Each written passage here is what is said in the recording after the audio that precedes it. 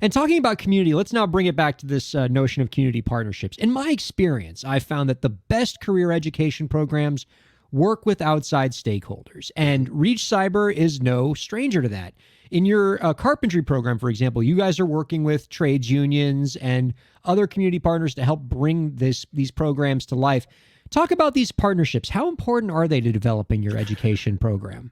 They're primary to the students getting that work-based or industry-based learning experience because they're the professionals, and it's such great experience, and a lot that their peers in other schools, brick and mortar, and even some other charter schools aren't getting. But as Reach and our community and our culture, we're so open to sharing that with other charter schools and how we do it. But it is primary to the success of the program, to getting students with adult professionals, and they are hungry. They love it. They're thinking, wow, I can get a high school student, you know, before they're in college or wherever they're at, and meet with them and build this relationship. That's the key. It's the relationship. And these students are finding success. I mean, there's so many other programs that we're doing.